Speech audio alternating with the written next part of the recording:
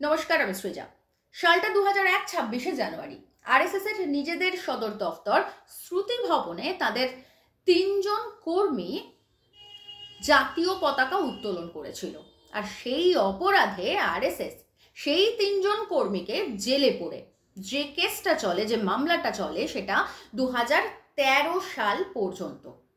দিনটা খেয়াল করুন, 26শে জানুয়ারি, অর্থাৎ প্রজাতন্ত্র দিবস। তো প্রজাতন্ত্র দিবসের দিন নিজেদের সদর দফতরে জাতীয় পতাকা তোলার কারণে 3জন কর্মীকে জেলে যেতে হয়েছিল। আরএসএস এর 3জন কর্মীকে। ভারতবর্ষের 3টে রাজ্যে বামফ্রন্ট সরকার ক্ষমতায় ছিল। এ রাজ্যে 34 বছর, ত্রিপুরায় প্রায় 30 বছর, কেরালায় এখনো পর্যন্ত রয়েছে। কোনোদিন শুনেছেন নিজেদের কর্মী সমর্থকদের কখনো জাতীয় পতাকা তোলার জন্য জেলে পাঠিয়েছে বামফ্রন্ট সরকার?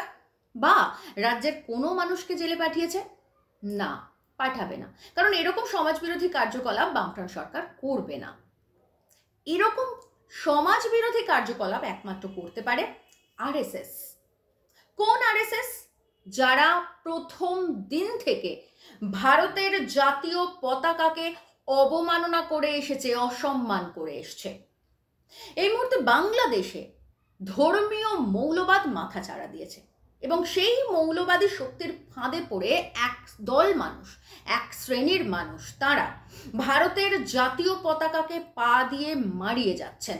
আর সেই ছবি উত্তাল করে দিয়েছে সোশ্যাল মিডিয়া। আমরা সবাই দেখতে পেয়েছি, আপনিও দেখেছেন, আমিও দেখেছি, আমরা সবাই দেখেছি। কিন্তু এক শ্রেণীর মানুষ, মাথায় রাখবেন, কারণ এই ঘটনার বিরোধিতা করতে বাংলাদেশের অসংখ্য মানুষকে আমি দেখেছি সোশ্যাল মিডিয়ায়। তাঁরা রীতিমতন এই ঘটনার, ভারতীয় পতাকাকে পা দিয়ে মারিয়ে যাওয়ার ঘটনাকে তীব্র বিরোধিতা জানিয়েছেন বাংলাদেশের অসংখ্য মানুষ, আমি নিজে দেখেছি। অর্থাৎ এক শ্রেণীর মানুষ এই ঘটনা ঘটাচ্ছেন, যারা মৌলবাদী শক্তিতে পা দিয়েছেন বা মৌলবাদী শক্তির কোপে পড়েছেন, তারা ভারতের জাতীয় পতাকাকে পা দিয়ে মারিয়ে যাচ্ছেন। আর এটা নিয়েই একেবারে মার্কেটিংয়ে নেমে পড়েছেন এ রাজ্যের বিরোধী দলনেতা শুভেন্দু অধিকারী। তিনি কি বলছেন? তিনি বলছেন হিন্দুদের ভাবাবেগে আঘাত লাগছে। কেন? মানে ভারতবর্ষ তো এখনো পর্যন্ত হিন্দু রাষ্ট্র নয়, ভারতবর্ষ তো ধর্মনিরপেক্ষ রাষ্ট্র। যদি সত্যি ভাবাবেগে আঘাত লাগে, তাহলে তো হিন্দুদের যতটা লাগা উচিত ঠিক ততটাই একজন মুসলিম সম্প্রদায়ের মানুষের লাগা উচিত, এবং সেটা লাগছে। আমি সোশ্যাল মিডিয়াতে অসংখ্য মুসলিম সম্প্রদায়ের মানুষকে দেখেছি ভারতের পতাকাকে পা দিয়ে মারানোর তীব্র বিরোধিতা করতে।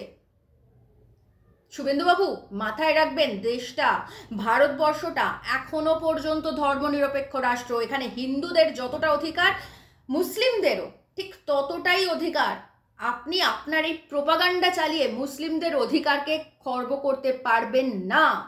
কারণ এ রাজ্যে এখনো পর্যন্ত যে 34 বছরের যে একটা সরকার ছিল, ধর্মনিরপেক্ষ সরকার, তার প্রভাব রয়েছে। এখনো পর্যন্ত এ রাজ্যের অসংখ্য মানুষ, তারা ধর্ম নিরপেক্ষতায় বিশ্বাস করেন, যতই আপনি প্রোপাগান্ডা চালান। যাই হোক, তো বাংলাদেশে এই ঘটনার ফলে এখন হিন্দু ভাবাবেগকে জাগিয়ে তুলতে চাইছেন, একেবারে জিগির তুলে দিয়েছেন বিরোধী দলনেতা শুভেন্দু অধিকারী। কিন্তু আমরা যদি একটুখানি রাজনৈতিক ইতিহাসটা দেখি, তাহলে দেখব 1947 থেকে শুরু করে আজ পর্যন্ত জাতীয় পতাকার অবমাননা ছাড়া আরএসএস বা বিজেপি আর কিচ্ছু করেনি। সালটা 1947, 22শে জুলাই সকাল 10টার সময় কনস্টিটিউয়েন্ট হলে পণ্ডিত নেহেরু তিনি একটি মোশন দেন। মানে আমরা জানি আগস্টে আমরা স্বাধীনতা পেয়েছিলাম 47-এ। তো তিনি তখন বলেন, মানে সবার সামনে তিনি তেরঙ্গা পতাকা, স্বাধীন ভারতের যে পতাকা, সেটা সবার সামনে তুলে ধরেন। এই পতাকার প্রথম দিন থেকে বিরোধিতা শুরু করে দেয় আরএসএস। শুধু বিরোধিতা নয়, তারা এই পতাকাকে বয়কট করে এবং দেশ জুড়ে প্রচার চালাতে শুরু করে যেন এই তেরঙ্গা পতাকা দেশবাসী গ্রহণ না করেন। তাদের বক্তব্য যে আমাদের যে পতাকা রয়েছে, অর্থাৎ গেরুয়া পতাকা, সেটাই ভারতবর্ষের স্বাধীন পতাকা হওয়া উচিত। কোনো তেরঙ্গা পতাকা ভালো কিছু বহন করে না, মনস্তাত্ত্বিক দিক থেকে নাকি খারাপ প্রভাব ফেলে। সেই কারণের জন্য অশোক চক্র দেওয়া তেরঙ্গা পতাকা তারা গ্রহণ করবেন না। এটার রীতিমতন বিরোধিতা করে, রীতিমতন তারা বয়কট করে এই পতাকাকে। 17ই জুলাই, 22শে জুলাই তাদের নিজস্ব মানে আরএসএস এর যে পত্রিকা অর্গানাইজার, সেখানে রীতিমতন তারা প্রচার চালায় যে এই পতাকাকে অর্থাৎ তেরঙ্গা ভারতীয় পতাকাকে, স্বাধীন ভারতের পতাকাকে যেন দেশবাসী গ্রহণ না করে। আপনারা এই তথ্য সমস্ত কিছু গুগলে পেয়ে যাবেন, অর্গানাইজার লিখে সার্চ করবেন, সব পেয়ে যাবেন।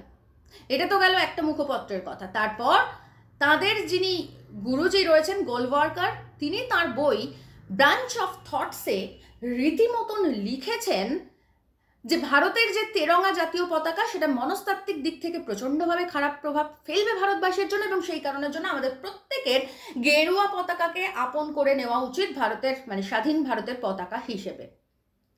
এটাও চেক করে নেবেন, বাঞ্চ অফ থটস লিখে গুগলে সার্চ করবেন, পুরো ডিটেল পেয়ে যাবেন।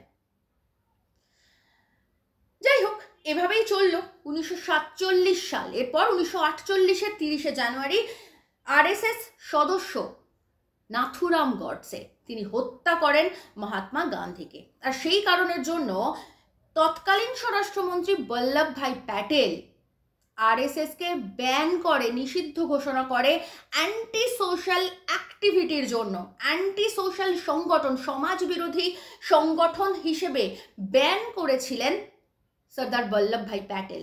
যে প্যাটেলের মূর্তি চীন থেকে আনিয়ে আর যে প্যাটেলের ভাবমূর্তি ধার করে এখন এই মুহূর্তে স্বাধীনতা সংগ্রামী সাজতে হয় আরএসএসকে বা বিজেপিকে, সেই বল্লভভাই প্যাটেল নিষিদ্ধ করেছিলেন আরএসএসকে। তারপরে সেই ব্যান তোলা হয়, মানে আরএসএস এর তরফ থেকে অনেক অনুনয় বিনয় করার পরে সেই ব্যান তোলা হয় একটাই শর্তে যে ভারতের জাতীয় পতাকাকে তাদেরকে গ্রহণ করতে হবে, এবং তখন আরএসএস বাধ্য হয় সেই পতাকাকে গ্রহণ করতে। অর্থাৎ শুধুমাত্র ব্যান তুলে নেওয়ার কারণে তারা এই পতাকাকে অ্যাকসেপ্ট করতে বাধ্য হয়, মন থেকে করে না, মাথায় রাখবেন। মানে যে শুভেন্দু অধিকারী এই মুহূর্তে জাতীয় পতাকাকে নিয়ে ভাবাবেগে উত্তাল হয়ে যাচ্ছেন, সেই পতাকাকে তারা বাধ্য হয়েছিলেন অ্যাকসেপ্ট করতে এবং মন থেকে কোনোদিন মানেননি।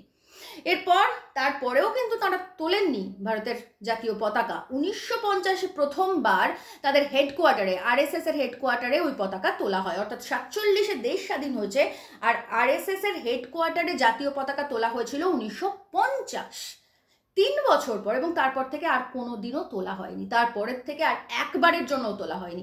এবং তারপর স্বাধীনতার 52 বছর পরে যে ঘটনা বললাম, যে ঘটনা শুরুতেই বলেছি, 2001 সালে যখন আরএসএস এর 3 জন কর্মী তারা যখন ওই পতাকা তুলেছিলেন, তাদেরকে জেলে পুরেছিল আরএসএস।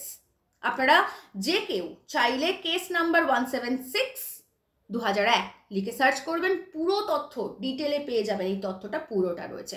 আর সেই ঘটনা চলেছে, মানে সেই মামলা চলেছে 2013 সাল পর্যন্ত। 13 সাল মানে এই জাস্ট 10 বছর আগের ঘটনা। এখন স্বাধীনতা যদি 77 বছর হয়, তাহলে স্বাধীনতার 66-67 সাল পর্যন্ত ভারতের জাতীয় পতাকা তোলার জন্য, শুধুমাত্র ভারতের জাতীয় পতাকা উত্তোলনের অপরাধে 3 জনকে জেলে পুরেছে আরএসএস। আর সেই আরএসএস এর সংগঠনের সদস্য হয়ে শুভেন্দুবাবু এখন জাতীয় পতাকা নিয়ে হ্যাজ নামাচ্ছেন বাংলা জুড়ে। সাম্প্রদায়িক যে সমস্যা রয়েছে আর কি, হিন্দু মুসলিম যে খেলা, সেটাকে উস্কে দিতে চাইছেন তিনি। কি ভাবছেন উনি আমরা সবাই ভুলে গেছি? না, এই প্যাকেজিং, আপনাদের এই যে প্রোডাক্ট সেলিং, মানে এই যে জাতীয় পতাকাকে প্রোডাক্টের মতন ইউজ করে সেটাকে সেল করার যে একটা প্রসেস, এটা শুভেন্দুবাবু আমরা সবাই বুঝতে পারছি, আমরা সবাই জানি আপনারা ঠিক কতটা সম্মান করেন ভারতের জাতীয় পতাকার। তো এভাবেই চলেছে ভারতের জাতীয় পতাকার অবমাননা। শুধু তো তাই নয়, এই কয়েকদিন আগে শুভেন্দুবাবুরও নেতা নরেন্দ্র মোদী, তাঁকে আমরা জাতীয় পতাকা দিয়ে ঘাম মুছতে দেখেছি। আসলে যে পতাকার ওনারা কোনোদিন সম্মানই করেননি মন থেকে, সেই পতাকা দিয়ে মুখের ঘাম মুছবেন, সেটা তো খুব স্বাভাবিক ব্যাপার।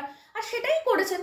আর সেই পতাকা নিয়ে এখন মার্কেটিং করছেন বিরোধী দলনেতা, ভোট বাক্স গুছিয়ে নিতে চাইছেন আগামী 26-এর জন্য। শুধুমাত্র জাতীয় পতাকা নয়, ভারতের সংবিধানও কোনোদিন মানেনি আরএসএস।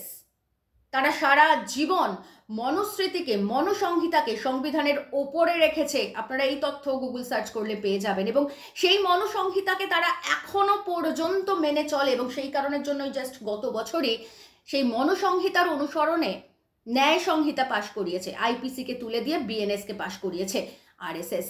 ঠিক একই ঘটনা, দেশপ্রেমের ঘটনা জাতীয় সঙ্গীতের ক্ষেত্রেও জাতীয় সঙ্গীতকেও কোনোদিন মেনে নেয়নি আরএসএস, এবং সেই কারণের জন্য বিরোধিতা করে গেছে। ঠিক যেভাবে পতাকার বিরোধিতা করে গেছে, জাতীয় সঙ্গীতেরও বিরোধিতা করে গেছে। অথচ এখন সেই প্যাকেজিংয়ের ঘটনা আর কি আমরা দেখতে পাই ভারতবর্ষের সমস্ত সিনেমা হলে, সেটা যে কোনো ধরনের সিনেমাই হোক না কেন, তার আগে, সেটা শুরুর আগে নাকি জাতীয় সঙ্গীত বাজিয়ে দেশপ্রেম জাগানো হবে। সেই কারণের জন্য প্রত্যেকটা সিনেমার আগে জাতীয় সঙ্গীত বাজানো হয় এবং সবাইকে উঠে দাঁড়াতে হয়। সুতরাং আরএসএস এর দেশভক্তি সম্পর্কে আমাদেরকে নতুন করে আর জানাতে হবে না, আমরা জানি।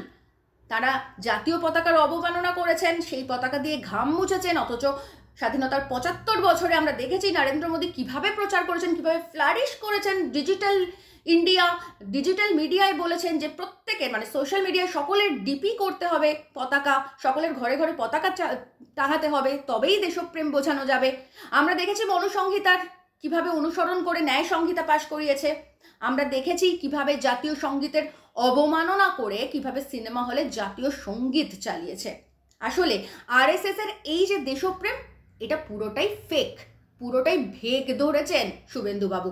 তাই যদি কোনো আরএসএস এর কর্মী সংগঠক আপনাকে দেশপ্রেম বোঝাতে আসে, তাকে প্রশ্ন করবেন ঠিক কোন ধরনের দেশপ্রেমের কথা বলতে চান ওনারা। এইভাবে জাতীয় সঙ্গীত, জাতীয় পতাকাকে অবমাননা করে কি সত্যি জাতীয়, মানে দেশপ্রেম হয়? সেটা কি সম্ভব? প্রশ্ন করুন তাদের।